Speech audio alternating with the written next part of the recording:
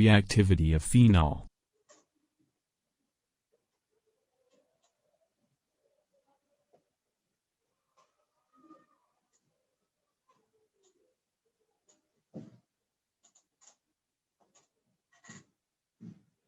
Reactivity of phenol. तलहाजिया। सबसे पहला जो रिएक्शन है वो क्या है? वो है हेलोजिनेशन। क्या है? Halogenation. Halogenation means addition of halogen. Addition of halogen. Addition of halogen is known as halogenation. अब यहां पे हमारे पास देखिए एक पहला जो रिएक्शन है वो क्या है? ब्रोमिनेशन है। क्या है? ब्रोमिनेशन है। अब अगर मैं बेंजीन ले लूं और इसके साथ OH अटैच कर लूं तो ये हमारे पास हो जाएगा क्या? फिनॉल। इसके साथ में Br2 ऐड कर लूं इन द प्रेजेंस ऑफ H2O।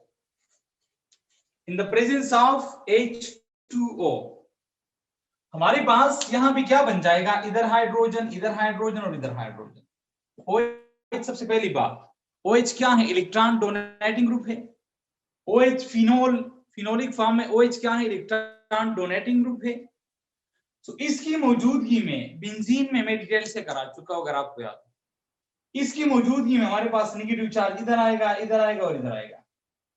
तो इलेक्ट्रोफाइल अगर अटैक करेगा तो इधर अटैक करेगा, इधर अटैक करेगा या इधर अटैक करेगा। 3 पॉइंट्स ऐसे है, 3 पोजीशन ऐसे है जिसके ऊपर जो है इलेक्ट्रोफाइल अटैक कर सकता है। जब हमारे पास OH या पहले से कोई एटम या ग्रुप ऑफ एटम अटैच है बेंजीन के साथ, तो इसकी मौजूदगी में नेक्स्ट एटम या ग्रुप ऑफ एटम अगर आएगा इलेक्ट्रोफिलिक इलेक्ट्रोफाइल की फॉर्म में, तो वो अर्थ और पैरा पोजीशन पे आएगा।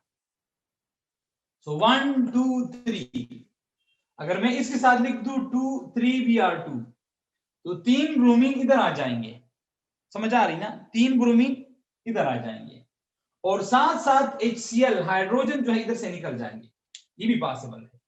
हमारे पास क्या बन जाएगा? देखिए ये सारे के सारे सब्स्टिट्यूशन रिएक्शन के टाइप से। इधर क्या है हमारे पास? इधर OH, इधर हमारे पास आ जाएगा ब्रोमीन, इधर हमारे पास आ जाएगा ब्रोमीन और इधर हमारे पास आ जाएगा ब्रोमीन। और साथ साथ हमारे पास देखिए इधर से 3 हाइड्रोजन चले गए। 3 2 6 6 ब्रोमीन है ना, तो 3 इधर अटैच हो गई, 3 अभी भी बाकी है। तो 3 इधर से जो हाइड्रोजन निकल जाए उन्हीं के साथ रिएक्ट करके क्या बनाता है?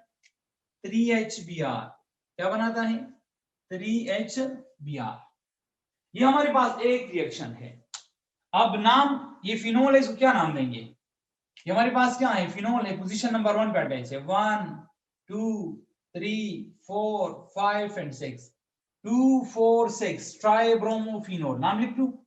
चलो ठीक है, देखिए नाम क्या होगा? 2 4 6 ट्राइब्रोमोफिनोल। ट्राइब्रोमोफिनोल 2 4 6 ट्राइब्रोमोफिनोल। एक ये हो जाएगा नंबर 1। अगर हम कंडीशन चेंज कर दे, इसके साथ अगर हम कंडीशन चेंज कर दे,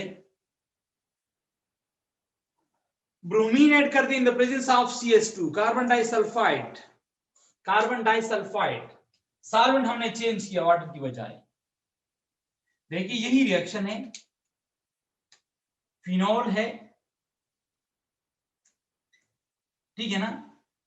फिनोल के साथ मैंने अटैच किया bromine, Br2 in the presence of CS2 carbon disulfide, CS2 just like CO2 at 50 degree Celsius temperature। हमारे पास क्या बनेगा? ये जरा नोट कर दे। इसमें हमारे पास प्रोडक्ट 2 पॉसिबल है, या तो इसकी मौजूदगी में अर्थ पे अटैक करेगा या पैरा पे अटैक करेगा। सॉरी, अर्थ और पैरा प्रोडक्ट दोनों बनते हैं एक ही टाइम, एक मॉलिक्यूल पे नहीं। ऐसा बनेगा, देखिए हमारे पास एक बन गया। लेट्स सपोज इधर क्या है? इधर फिनोल है, या तो ब्रोमीन अटैक करेगा अर्थो पे, मैंने ये प्रोडक्ट बनाया, और यहां ब्रोमीन अटैक करेगा पैरा पे, तो मैंने ये प्रोडक्ट बनाया, देखिए लाइक दिस वन। इधर मेरे पास क्या है, OH है, इधर क्या है, इधर ब्रोमीन है। आपकी बुक ने लिखा हुआ, मैं नहीं कह रहा, आपकी बुक ने लिखा है कि ये प्रोडक्ट जो है ये 15% है और ये प्रोडक्ट जो है ये तकरीबन 85% है। क्या है, 85% है। अब आप सोचेंगे कि सर ये प्रोडक्ट क्यों कम है, ये ज्यादा क्यों है? यहां पे हमारे पास ब्रोमीन और OH दोनों क्या है, न्यूक्लियोफाइल है, दोनों के पास क्या है, एक्स्ट्रा इलेक्ट्रॉन है, तो दोनों के दरमियान रिपल्सिव फोर्सेस भी है। तो देखिए लेट सपोज ये दोनों OH और Br एक इस तरह अटैच है, एक इस तरह अटैच है, तो इनके दरमियान फासला कम है।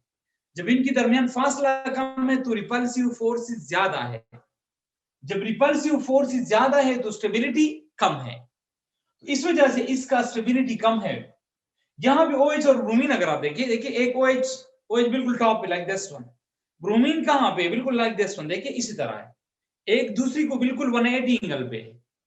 ऐसी केस में इनके दरमियान रिपल्सिव फोर्सेस मिनिमम से मिनिमम, इस वजह से 85% this one is more stable then this one, that's why it exist, it show 85% existing and it show 15% existing. अच्छा, it was about second reaction of bromine, halogen का second reaction। इसके बाद next जो reaction है वो है nitration. क्या है, नंबर 2, वो क्या है, नाइट्रेशन है। नाइट्रेशन ऑलरेडी हम पढ़ चुके हैं, कहां पे, बेंजीन में, लेकिन खैर मैं रिवाइज करता हूं ताकि आपको फिर मसला ना हो, तकलीफ ना हो। नाइट्रेशन रिएक्शन में हम बेंजीन लेते हैं, बेंजीन ले ले, सॉरी, और इसके साथ OH अटैच करें, फिनॉल हो जाएगा। ये क्या हमारे पास, ये फिनॉल है, इसके साथ देखिए DIL और साथ में लिखता हूं HNO3, dilute nitric acid, dilute nitric acid. तो हमारे पास यहां भी दो प्रोडक्ट बनते हैं, कैसे, एक प्रोडक्ट जो है वो बन जाएगा OH, इधर पाई 1 और पाई 1, या तो हमारे पास देखिए अर्तो प्रोडक्ट बनेंगे, राइट, NO2, इधर नाइट्रोफिनोल, पेरा नाइट्रो अर्तो नाइट्रोफिनोल, या बन जाता है हमारे पास दूसरा, देखिए इधर भी एक लॉजिक है, ये जरा नोट करते, इधर हमारे पास क्या है, इधर भी OH और NO2।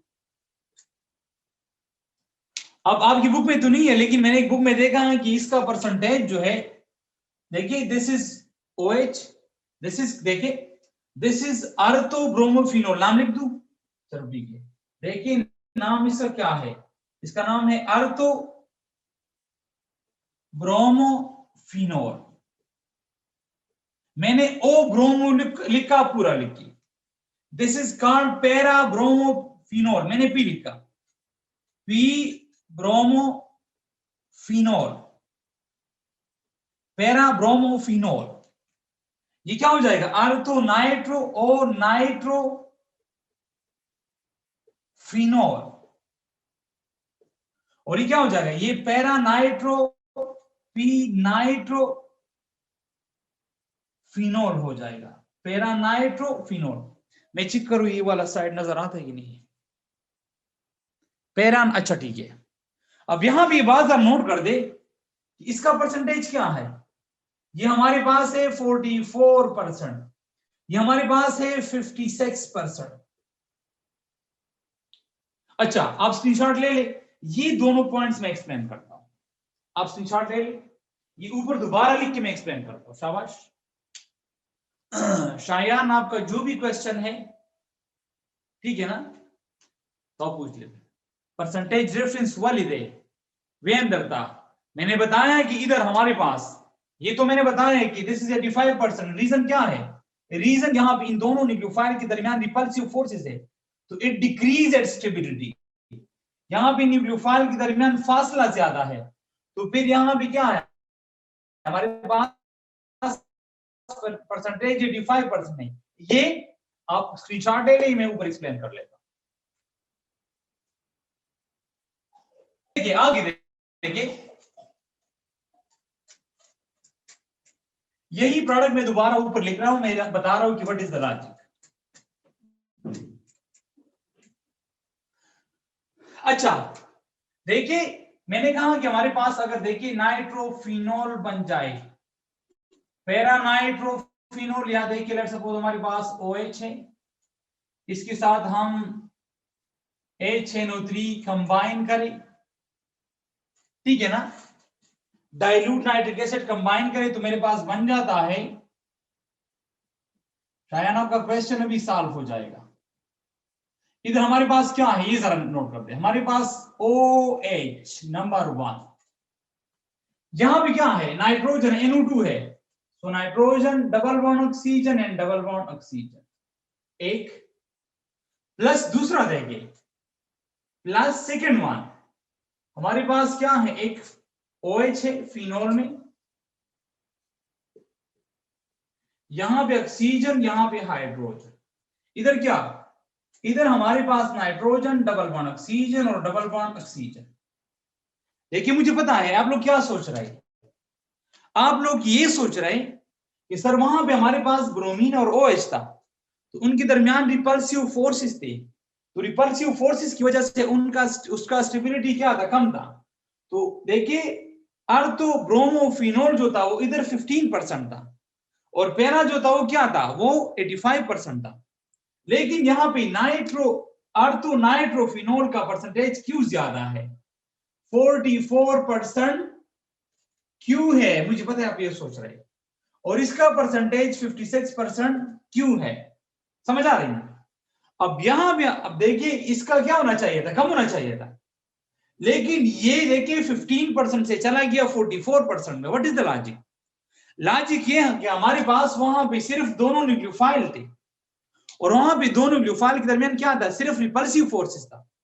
लेकिन यहां पे देखिए न्यूक्लियोफिलिक रिपल्सिव फोर्सेस के साथ साथ हमारे पास देखिए इस ऑक्सीजन जिसके ऊपर कौन सा चार्ज है, पार्शियल नेगेटिव चार्ज है, ऑक्सीजन पार्शियल नेगेटिव और हाइड्रोजन पार्शियल पॉजिटिव, इन दोनों के दरमियान हाइड्रोजन बॉन्डिंग भी है, क्या है, H बॉन्डिंग भी है,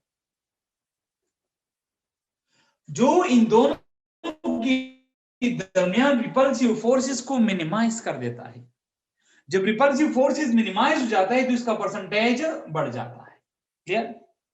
due to hydrogen bonding between OH, between this hydrogen and this oxygen, between hydrogen of OH and oxygen of NO2, decrease the repulsive forces between these two nucleophiles, which enhance its stability and increase its percentage up to 44%. मुझे उम्मीद है आपका जो question है वो solve हुआ होगा, ठीक है ना।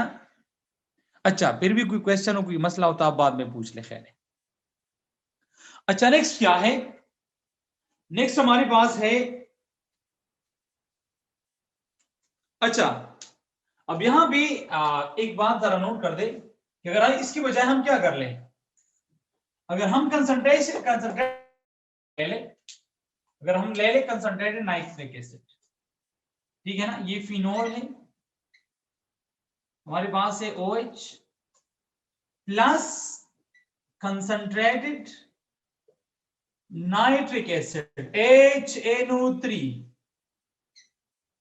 हमारे पास बन जाएगा क्या, हमारे पास बन जाएगा, ठीक है ना, हमारे पास बन जाएगा फिनोल ये वाला, लेकिन यहां भी हमारे पास देखिए ट्राई नाइट्रोफिनोल बन जाएगा NO2 और इधर क्या, इधर NO2, इधर मैंने NO2 उल्टा लिखा, ये इसलिए कि nitrogen directly attach to this carbon, carbon के साथ, इस बेंजीन वाले कार्बन के साथ नाइट्रोजन डायरेक्टली अटैच है, तो मैंने O2 स्टार्ट लिखा, कोई मसला नहीं, आप जिस तरह भी लिखना चाहे लिख के, कोई मसला नहीं। अब देखिए इसका नाम क्या है, देखिए दिस इज 1 फिनोल 2 3 4 5 6 2 4 6, कितनी नाइट्रो ग्रुप है, 2 4 6, कितनी नाइट्रो है, 3, tri nitrophenol, tri nitrophenol, this is also known as picric acid, picric acid. Picric acid इसी पे एंट्री टेस्ट में क्वेश्चन आ सकता है इसकी नाम पे, ठीक है ना।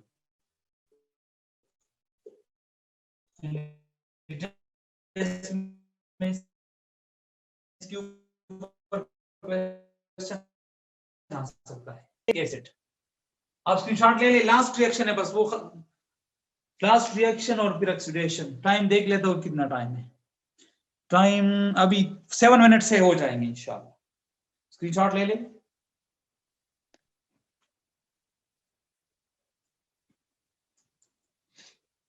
अच्छा,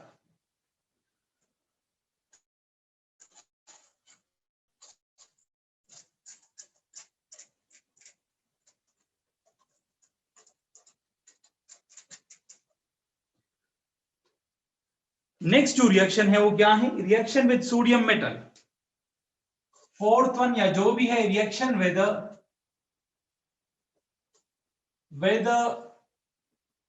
sodium metal. Reaction with sodium metal, हमारे पास फिनॉल है। क्या है? फिनॉल।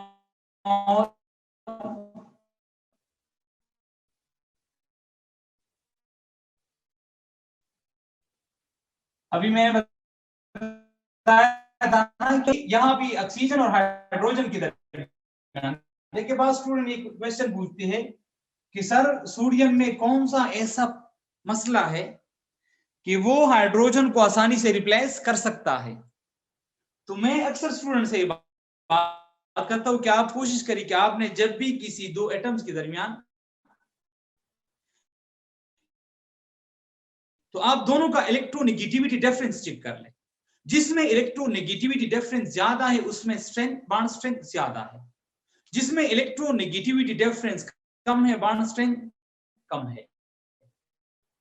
अब देखिए इसके मैं एग्जांपल दे देता हूं। फॉर एग्जांपल दो रिश्तेदार है ना, आपका रिश्तेदार है, एक बिल्कुल हमसाए में रहता है और एक काफी ज्यादा दूर रहता है। तो फासले बढ़ेंगे तो अट्रैक्शन नजदीक रिश्तेदाराना शीद कमेंट वाला खास कर तरबची या बल से ननसबा खो खल्को सोरतोय खल्को जुना तंशी दोनों जुना दी बस अर्चा तजरखा हो गई हो नॉर्मली बार बार राजी ना कहना मुंगा तंग तसीदा कर इस्तेमाल। तो देखिए यहां पे इलेक्ट्रॉन नेगेटिविटी डिफरेंस में इजाफा आएगा, अट्रैक्टिव फोर्स में इजाफा आएगा, इलेक्ट्रॉन नेगेटिविटी डिफरेंस में डिक्रीज आएगा, अट्रैक्शन में डिक्रीज आएगा। अब देखिए जरा पहले यहां इसको जरा देखिए, हम ऑक्सीजन और देखिए हाइड्रोजन को चेक कर लेते हैं, फिर ऑक्सीजन और नाइट्रोजन को, सोडियम को चेक कर लेते हैं। यहां पे इलेक्ट्रोनेगेटिविटी डिफरेंस, जो हाई इलेक्ट्रोनेगेटिव एटम है उसका इलेक्ट्रोनेगेटिविटी ले ले और उससे दूसरे एटम का इलेक्ट्रोनेगेटिविटी माइनस करे। ऑक्सीजन का हमारे पास 3.5 है। आप देखिए आपने ये क्या करना है, याद करना है। ऑक्सीजन का 3.5, हाइड्रोजन का 2.1, डिफरेंस क्या है? Difference is 1.4। यहां पे हमारे पास ऑक्सीजन क्या है? अगेन 3.5, सोडियम क्या है? 0.8। डिफरेंस क्या आएगा? इलेक्ट्रोनेगेटिविटी डिफरेंस यहां पे 3.5 माइनस 0.8, 3.5 से 0.8 माइनस करिए क्या आएगा? तकरीबन 2.3 समथिंग आ जाता, 2.3 है। चलो ठीक है जो भी है, लेकिन इलेक्ट्रोनेगेटिविटी डिफरेंस में इजाफा आएगा, बॉन्ड स्ट्रेंथ में इजाफा आएगा। अब अगर हम इलेक्ट्रोनेगेटिविटी डिफरेंस को देखें तो 2.3 इज ग्रेटर देन 1.4। देखिए बॉन्ड स्ट्रेंथ को अगर हम देखें, बॉन्ड स्ट्रेंथ को अगर हम चेक कर लें तो देखिए 2.3 वाला स्ट्रॉन्गर है देन 1.4। क्योंकि रीजन क्या है? Because this is ionic and this is covalent. Ionic is stronger bond than covalent bond. Ionic is stronger bond than covalent.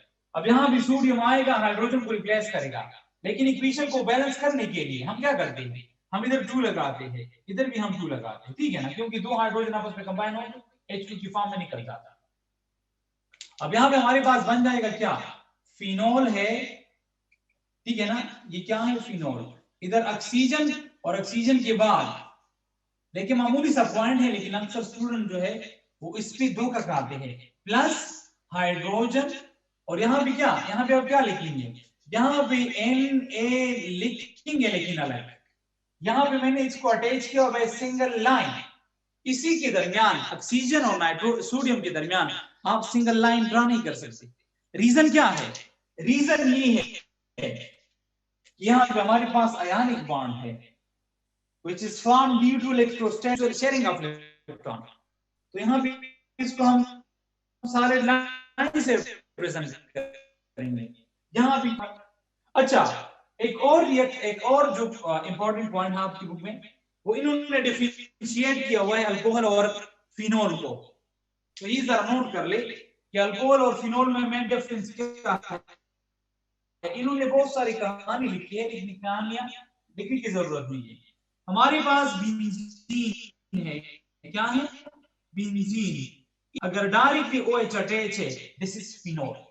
अब अगर इसकी बजाय इस तरह अटैच, देखिए इस तरह है, लेकिन देखिए इसमें अल्टरनेट सिंगल डबल बॉन्ड नहीं है, तो ये फिनोल नहीं है, ये हमारे पास फिनोल तो है, ये फिनोल तो है, लेकिन ये क्या है, ये साइक्लोहेक्सानोल है, इसमें अल्टरनेट सिंगल डबल बॉन्ड नहीं है, तो ये फिनोल नहीं हो सकता। कितने कार्बन है, 1 2 3 4 5 6 है, तो ये हो जाएगा साइक्लोहेक्सानोल, साइक्लोहेक्सानोल। इसी तरह अगर आप देखिए हमारे पास बिल्कुल ये कंपाउंड है, लेकिन ये क्या है, ये कंपाउंड है फॉर एग्जांपल इसी तरह, लेकिन यहां पे हमारे पास क्या है CH2 है, और यहां भी क्या है, इधर हमारे पास OH है, तो ये क्या हो जाएगा, ये हमारे पास हो जाएगा बेंजाइल अल्कोहल, क्या हो जाएगा बेंजाइल अल्कोहल। ये फिर हमारे पास क्या है, ये हमारे पास फिर फिनोल नहीं है, ये हमारे पास फिनोल नहीं है, ये बेंजाइल अल्कोहल हो जाएगा। देखिए बेंजीन और OH के दरमियान एक कार्बन आया, तो ये फिनोल नहीं रह सकता, ये क्या बन जाता है बेंजाइल अल्कोहल। ये फिनोल और अल्कोहल के दरमियान में डिफरेंस है, जिसमें OH डायरेक्टली बेंजीन के साथ अटैच है, इट बिकम्स फिनोल, और बाकी अच्छा मेरे ख्याल में ये आज ही है।